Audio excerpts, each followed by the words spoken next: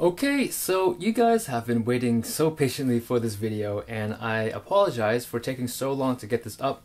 There has been kind of a slew of perfect storms that have happened, and just a really quick breakdown of what happened.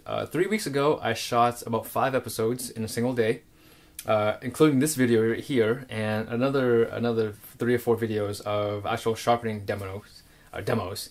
And what happened was the camera I was using, my Panasonic, it had some creaking noises that I needed to send it back to the store, back to B&H. And so when I sent it in, I was going to shoot on my Sony RX100, no, RX10. Anyways, I was going to shoot on another camera. So what I did was I plugged the SD card into the new camera, and a bad habit that I have is whenever I do that, I automatically format the SD card. So I formatted the card, deleted all of my demo and all my videos, sharpening demos, and the moment I hit the erase button, I instantly remembered that I had all these other videos that were there, and so yeah, I lost a few weeks worth of uploads. And anyways, long story short, I had to wait for the camera to get back to me, and I just got it back, and so now I'm reshooting this video that we are now watching, or you guys are now watching. Yeah, anyways, sorry for the long-winded explanation, but there was a good reason why I couldn't get any videos to you guys in the last 3 weeks or so. Okay, so today's video is about polishing stones. As you guys have been watching the series, you guys know that I have been doing lots of sharpening and polishing of my knives. And this is probably going to be the last video in this series, unless I get some requests about very specific stones. But you guys have seen all of these stones in action. You guys know all of them probably better than I do, okay? And so, yeah, so this is really just going to be an overarching kind of oversight of these stones. The last video I did with the sharpening stones, that was actually a pretty popular video. Seems like you guys really like to see me kind of talk points of the stone all in one video. So I'm going to try to do that more often, but I'll still do my sharpening demos. You guys can really see up close of what these stones can do. And let's just hop right into it. I'll give you the pros and cons of each stone. You guys can decide which one's right for you. And again, just keep this in mind. These are my personal subjective opinions. You guys may feel very differently about them, which is totally cool, okay? Alright, so I've got the Arashiyama 1000. Now, the reason I have the 1000 here is because in the midst of the 3-week span, I actually sold my Mazda Motor 6000 and the Arashiyama 6000. That was actually sold before I deleted the cards, because I thought that since the segments are all done, I'm going to start unloading these stones so that I can pick up some new stones to review for this year. And then the whole debacle happened with the SD card being erased, and yeah, so that's why I don't have my Mazda Motor or the Arashiyama 6000 here. And so this is the stand-in for the Arashiyama and the Mazda Motor 6000. Now I'm going to just say Arashiyama 6000, or if I say Arashiyama 6000 or Mazda Motor 6000, it's referring to the same stone, because in my opinion, they are the same stone.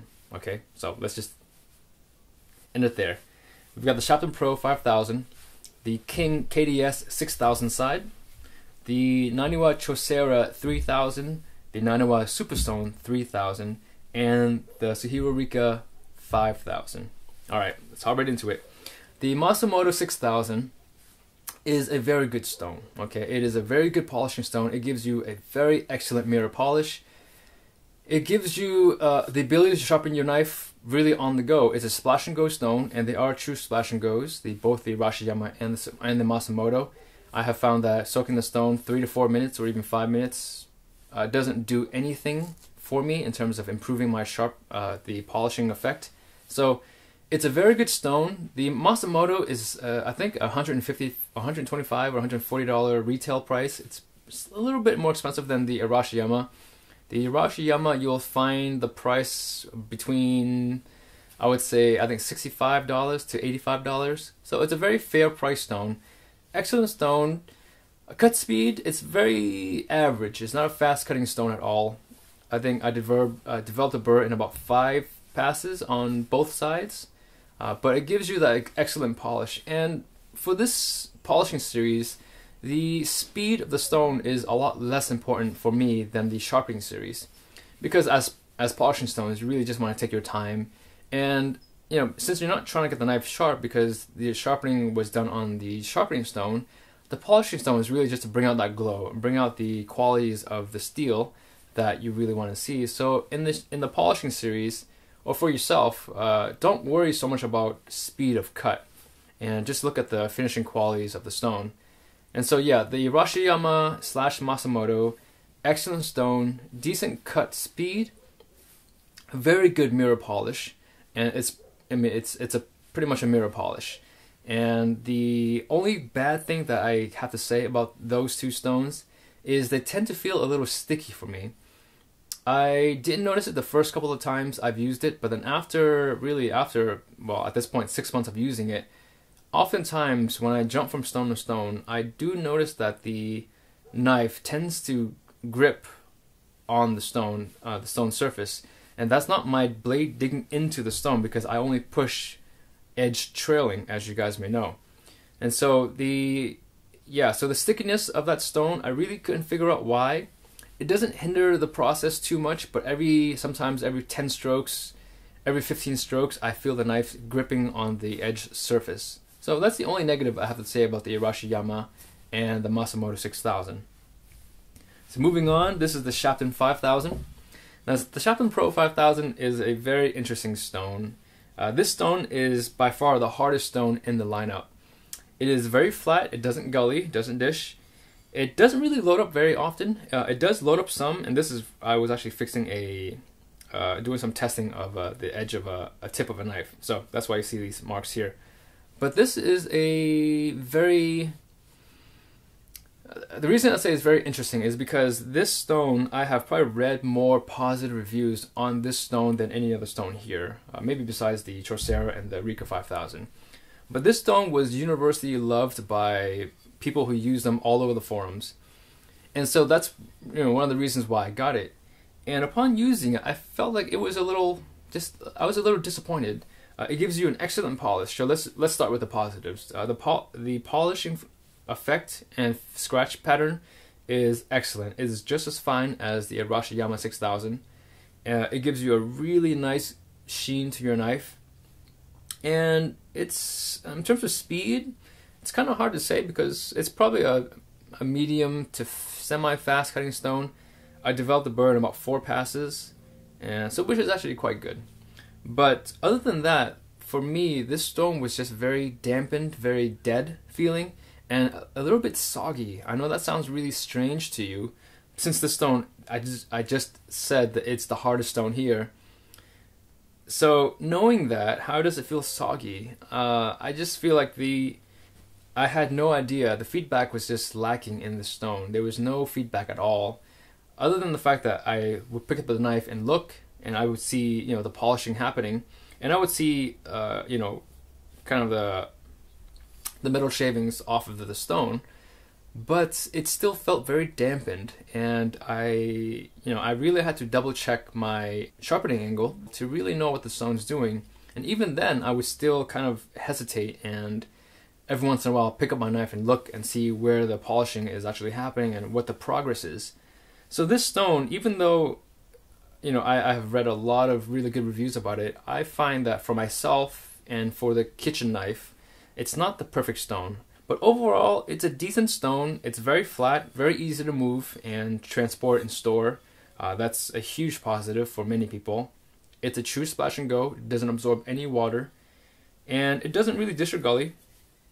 So it has a lot of good points. But for me, the two biggest aspects that really make this stone not a personal preference of mine is the lack of feedback and the hand feel during the polishing process. Alright, so this is the King KDS 6000 side, and the 1000 is in the other side. So this stone here is a very nice feeling stone. It's very quiet. It is buttery smooth and a little bit on the soft side. If you guys have a really sharp edge, this will really bring that edge to life, okay?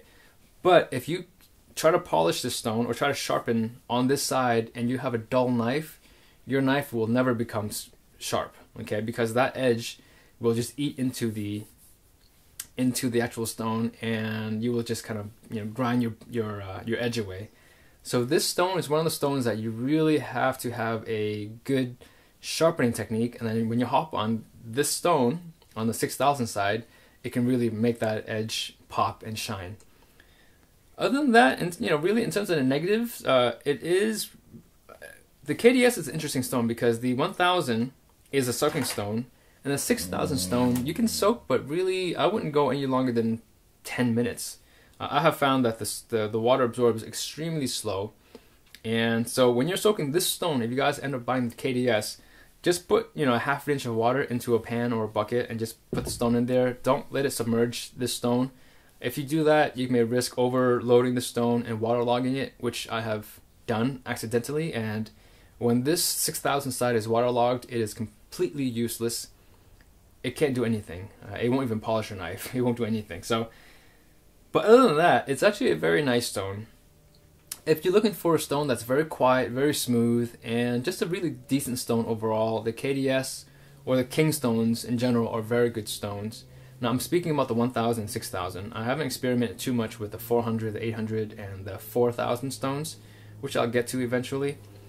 But overall, decent stone. It's just a little slow cutting and a little soft. So if you guys have a harder knife, anything with a Rockwell rating of 62 and above, I would stay away from the King stones altogether. So for those who are wondering what a Rockwell rating is, just type Google HRC. It's a hardness rating for knives, and most knives that you guys will buy will range in the 57 up to 61. Once you get into the 62 range, you kind of get into the specialty metals, and they get pretty expensive at that point. So yeah, so overall, decent stone. I like it. Is it my personal favorite stone?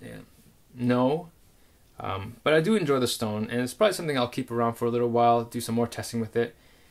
But this stone, great beginner stone, great intermediate stone, but for advanced sharpeners and polishers, I would probably go to, you know, one of these three over here. Which leads me to the next stone, the Tercera 3000. Now this stone is probably the most, I would say the most versatile of all these stones here, and here's why. It is on par. It equals in terms of cut speed with the Rika 5000. Both of these stones are extremely fast cutting, which is actually quite rare for a polishing stone. And yeah, so that actually threw me off for a second, because when I first did a test on this knife, when I first sharpened my knife on this stone, I developed the burr in like 3 passes, which is absolutely phenomenal. Or actually, maybe even 2 passes. I can't remember exactly, but between 2 and 3 passes, I got a burr on both sides. That's the same as the Rika 5000. So this stone here, as you guys have seen me talk about in the past, the Terceras tend to run pretty much true, or maybe 10% higher in terms of grit, actual grit rating to their written or the rated grit rating. So this stone here will polish right at a 3000, maybe 4000 grit polish. It doesn't give you a mirror polish, and it isn't quite a Kasumi finish either. It gives you that in between mirror polish and matte finish. So if you guys like that sort of look for your knife, this is a really good stone for that. In terms of tactile feedback and hand feel, this stone is second to none. It is absolutely amazing. Feedback, you know exactly what the knife is doing. Within a single stroke, if you're off by a half a degree, you know, you actually will know. The stone will tell you that, which is, for me, a very pleasurable experience. I love feedback, and as you guys know, feedback for me is the most important thing of a stone. I can deal with cut speed, I can deal with, you know, slur and build up, but if a stone lacks tactile feedback, I just don't pay too much attention to it, and this stone has all of it. The only negative about this stone is it is so expensive. I mean, this stone, when you find it, if you're lucky to find the stone for under $100, buy it, okay? Make no hesitation and buy it. Even at 110, 115, this is still, for this stone, it's actually a really good price. I have seen the Terceras go for as high as, I want to say $178. I have nothing negative to say in terms of performance about this stone, other than maybe it doesn't give you that mirror polish if that's what you're looking for. And because it's such a fast sharpening stone, you may not develop the polish that's available for the stone if you only allow 2 passes or so. That's why on a polishing stone, you don't want a stone that is so fast cutting, because when it's so fast cutting, you can really lose out on the polishing look of the knife. So those is kind of a double-edged sword. Even though it's very fast cutting, you don't get the full effect of the polishing unless you just do an extra couple of passes just to get that polish effect. But Tercera is a great stone. This here is the Superstone 3000. Now this stone is a if I had to choose one word for this stone, I would say it's the most luxurious feeling stone. It is a fantastic stone. Let's go through the points here. So positives, and it's got excellent feedback and tactile feel. I think tactile feel is so good on the stone. You just want to sharpen on it for a long time. That's how good the stone feels. It's like dropping a really nice, I wouldn't say luxury car, but a nice German sports car. Not an ultra sports car, but just a really nice, solid, smooth, well-balanced sports car. So this stone here is not the fastest cutting stone. It takes about 5 to 6 passes to develop a burr. Now, just keep in mind when I say these 5 or 6 passes, I'm running my knives on a brick for 20 to 25 strokes, and so most of you guys, if you guys are sharpening and polishing your stone on a weekly or a monthly basis, your knives still will not be as dull as what I do to my knives. Okay, so when I do these tests, I try to do a controlled laboratory environment where all the knives go through the same treatment, and so for the most part, you guys would probably develop a burr a lot within half the time, and you probably wouldn't jump on this stone without going to a sharpening stone, unless you're that person that wants to polish your stone or polish your knife every 2-3 days. This is, then all these stones will work for you. So that's actually recommended, by the way, but that's another topic for another video. But tactile feedback is excellent. It is just as good as the Tercera in terms of feedback. It's just not as immediate, so you don't feel like your knife is ever grinding against a stone. Okay, so you are against a stone, right? But it's actually not as aggressive as the Tercera, and so even though you might be off by a degree or half a degree, the stone will tell you, but it doesn't punish you for being off by a degree. The Tercera, on the other hand, if you're off by a degree, you've got to correct that, and you definitely want to go over your edge again to make sure that that you didn't lose your edge. On the Superstone, you actually have a little bit more leeway and a little bit more grace in that department, to where if you do make a couple of mistakes, it won't ruin the edge of your knife. So feedback is excellent. Tactile feedback and hand feel is amazing. This is rated at 3000, okay? But the performance of this stone is more like a 5000 to 6000 grit stone. So it's a really interesting stone. I question why the rating systems are so off the charts for the Superstones, and the only thing I can think of is they probably are using 3000 grit particulates, but they include, or they infuse, a very high quantity of polishing agents. So that's the only thing I can think of. I can't see why they would make this perform like a 6000 stone intentionally. So maybe it's just a batch that I got, who knows. But the only negative thing I have to say about the Superstone is that it tends to load up a little heavily, and so if you have a Nagara stone, that won't be an issue. But if you don't have a Nagara stone, consider picking one up if you're going to buy the stone. Nagara stones are between $10 and, I don't know, $100 shipped to your door. So buy the cheapest Nagara stone you can buy. They're really only used for cleaning the stone. That's what I use them for. I don't use them to develop a slur to polish a knife on. So that's just my attitude towards Nagamura stones. But for those who are looking to get the stone, just pick one up. And this stone cleans up really nicely, as you guys can see. You know, this looks like a brand new stone. And it is a splash and go, which is really, really nice. And so for those days where you just want to sharpen your knife or polish your knife without having to pre-soak for 30 minutes, this is an excellent option for you. Oh, and so is the Tercera. I don't know if I mentioned that yet. But yeah, so feedback is excellent. Hand feel, amazing. Cut speed, it's a little slow. And polishing effect is excellent. This is a mirror quality polish. This is the Rika 5000. Now this stone has really become, you know, without trying to be obvious, this is my favorite stone here. And here's why. This is a soaking stone, okay, and you can see it cleans up really, really well. It doesn't, you know, it's not a really hard stone. It's a medium hard stone, a medium to a hard stone. And this stone here has really won me over because of really, well, it's everything, okay. It's a kusumi finish, so it gives you a 100% matte finish. This stone is probably the only stone in this lineup that really has 0 polishing agents, okay? So even though it's rated at 5,000 grits, it gives you absolutely no polish. And this is a bias, and again, this is my subjective bias, but I don't like high gloss finishes for my knives. And so I love it when I have a sharp knife that just looks sharp and fast and just not glossy, okay? So if you guys like that look for your knife, consider this stone. It's an excellent stone for that.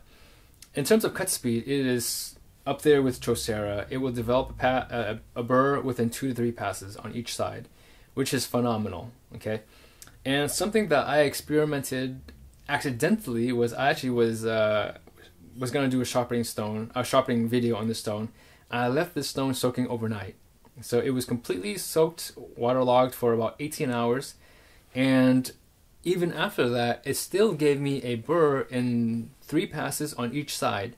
So this stone it can be perma-soaked. I can say that now. And it gives you a really interesting, thick, muddy slur if you do soak it for longer than, I think, an hour. You can probably get that effect. And I'll post a link to the video that shows what that slur looks like. And that slur doesn't really make your knife sharpening faster, but it gives it a really rich kusumi finish, which I have never seen on this stone before. So it gives you a really interesting look when you perma-soak this stone. So cut speed, really good. Tactile feedback, it is just absolutely amazing. It is, like I said, the Tercera and the Rika are like two sides of a coin. One side being the soaking and one side being the splash and go. Okay, they both give you this one's a matte finish. The Tercera is a semi-matte finish or semi-gloss finish, depending on how you look at it. This is a true matte finish stone. It's just such a good feeling stone. The feedback and tactile feel is just incredible. And the fact that this stone only costs like 55 or 60 bucks, it's a third of the price of or at least half the price of the Terceras. Okay, so that's another benefit to this stone. In terms of negatives, the only thing I can think of that's negative about this stone,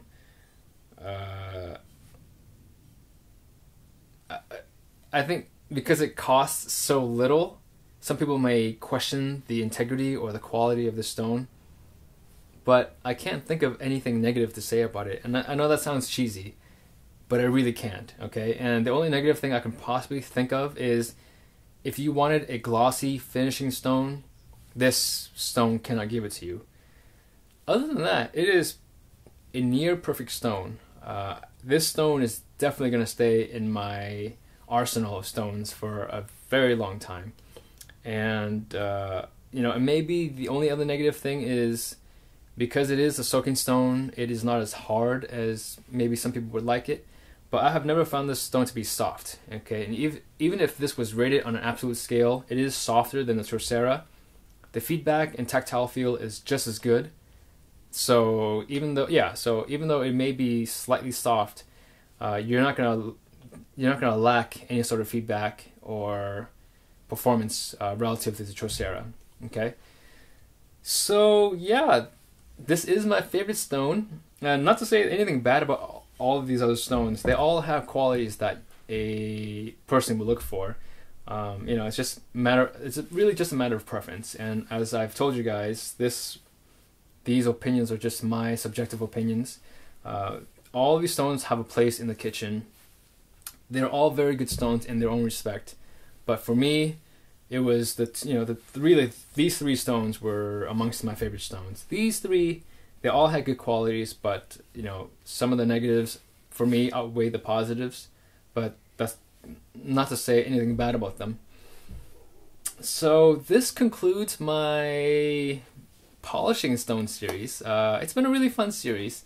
Now I'm really trying to think about what to do for a new series, and maybe I'll give you guys a little glimpse of what's happening. I did reach out to some large manufacturers of European knives, and I do have a series of Whetstones coming. That's actually quite exciting. So I'm going to do a series of Japanese knives versus European Western knives, and it's going to be a lot of fun. It's going to be a little different from what you guys see right now. I'm going to have maybe some more things that I'll do with these knives. I'm actually really excited. And, you know, for you guys who love knives in general, I am a huge fan of just knives, okay? And I don't really have a bias towards Japanese or against European knives. I think that they each have their own place in the kitchen. And yeah, and you know, don't listen to those people who tell you that you should only buy Japanese knives because Japanese knives are the best. Those are fanboys. You don't want to listen to fanboys, okay? And obviously, you don't want to listen to any one person, and I'm just one person. I'm just going to give my opinions again. But yeah, thank you guys for watching, and if you guys like this video, hit the subscribe button, and you guys will, you know, be up to date on all the new videos that I'll be coming up with. It's going to be a lot of fun. Okay, I actually have a lot of things planned that will be informational, informative, entertaining, and just honest, authentic, real. This is just me. Okay, nothing else, nothing special. But okay, I have said enough, and thank you for your time. And oh, I want to hear from you guys if I do a new stone series. I said if, okay. These stones cost a lot of money, so I'm gonna have to sell off a few stones. If you guys are interested in any of these stones, maybe not all of them, but drop me an email or hit me up on one of the social media stuff, and I might sell off a few of these stones. But I want to hear about. Well, the point is not to sell those stones, but I want to hear from you guys what stones you guys would like me to review next. I have had some requests about some Sigma stones. Shap glass. I've used the Shap glass in the past. I think they're okay, but I haven't done a series about them, so I may do that. Well, there are other stones out there. So I've heard people ask me about some coarse stones, so stones in the 200 to 600 grit range. I might do a series on those. And I've had a lot of requests about stones that I've never heard of. Belgian polishing stones, Chinese whetstones, which is a very interesting one. So yeah, leave me your comments, and if I get enough requests and I get enough interest in a certain line of stones, I will pick them up. And if I can pick up another 5 or 6 stones, you know, that are in the same category, so I can put up another 20 videos, 30 videos if I can get 5 stones within the same category. If I get enough requests for other polishing stones, I may do another 20, 30 videos there. Who knows? The options are limitless, but I want to hear from you guys, and it's going to be a lot of fun. And yeah, I think that's all I have to say. Well, I have a lot to say, but I'm going to stop here. Okay, thank you for watching, and I'll catch you guys in the next video.